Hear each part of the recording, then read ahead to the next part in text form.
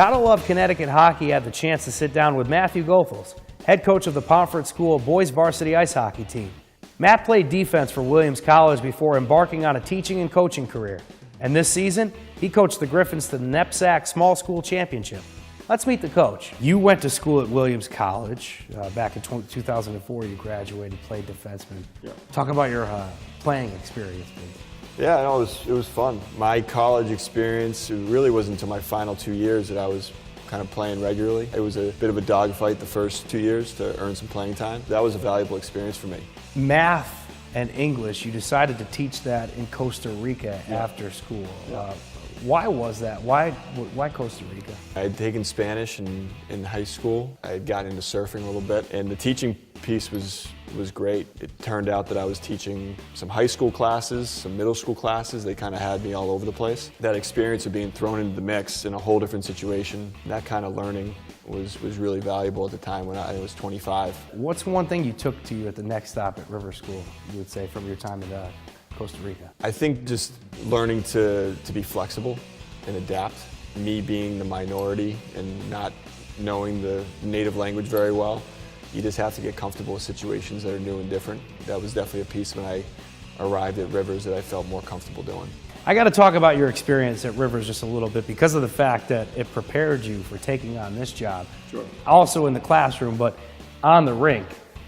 How valuable was that experience as an assistant on that team? Yeah, it was super valuable. I was there for 5 years. I'd say the most valuable part were the 2 years I worked with Sean McEachern. Working with him for 2 years basically, I think, gave me the confidence to apply for head coaching jobs. You see someone operate at that level, the attention to detail, the way he ran practice, and I was kind of like, okay, I can take a lot of what I've learned here and apply it somewhere else. What about being a teacher at the same time that you're coaching a championship squad? I enjoy my teaching, for sure. I enjoy being in the classroom. I think any coach who also teaches a full load at one of these schools would tell you that it's a bit of a scramble in the wintertime. But I think the work you do in the classroom connects oftentimes to the work you're doing as a coach and vice versa.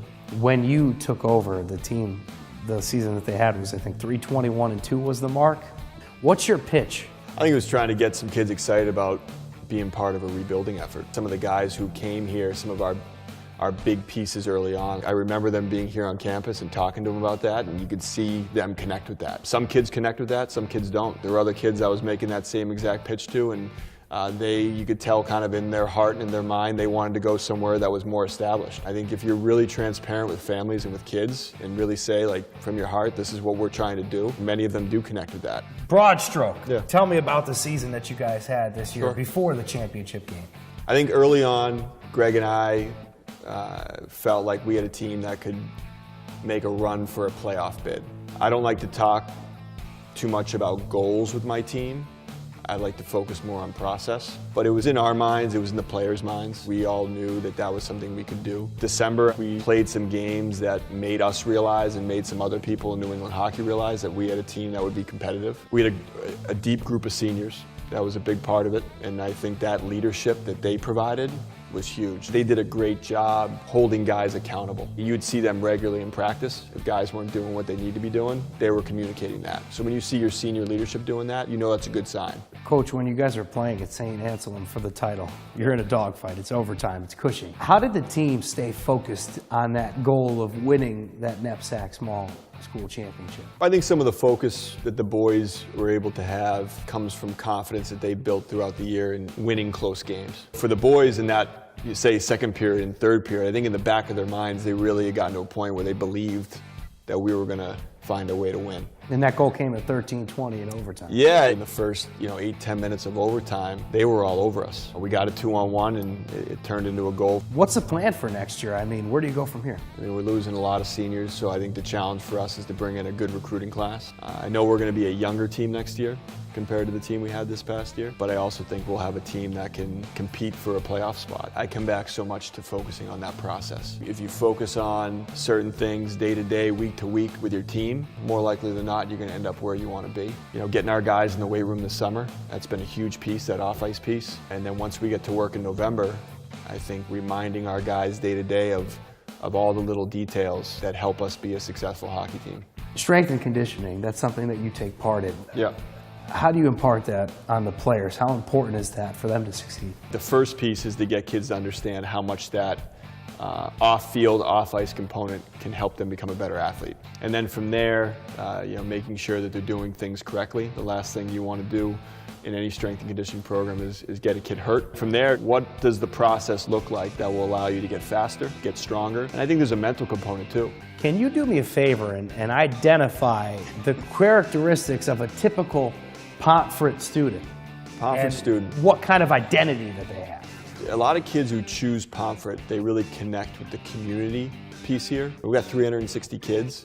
Many of them are student athletes, kids that want to challenge themselves in the classroom, but also on the playing fields or in the rink. What kind of student athlete is a NEPSAC student athlete? Kids who are most successful here, they work hard. I look at the kids that I work with in the classroom, whether they're naturally gifted in a given subject or whether, like math, let's say, is more challenging for them. If they're willing to work at it, using the resources that are available to them, they'll be successful here. I think the same in hockey. I find the kids on our team that have made the most growth, they're receptive to feedback.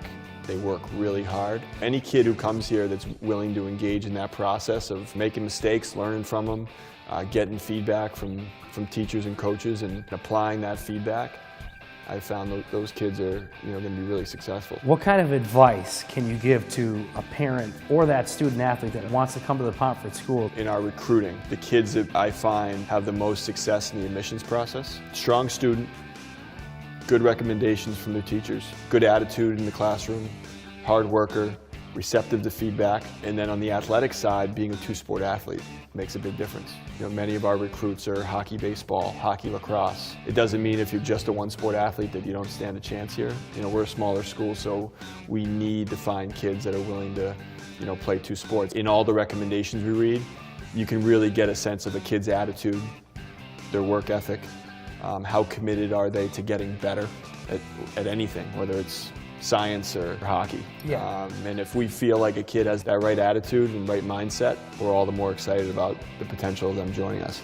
Exciting times here at the Pomfret School. A long way off from that 321-2 season before you came here. Yeah. Congratulations. Thanks, man.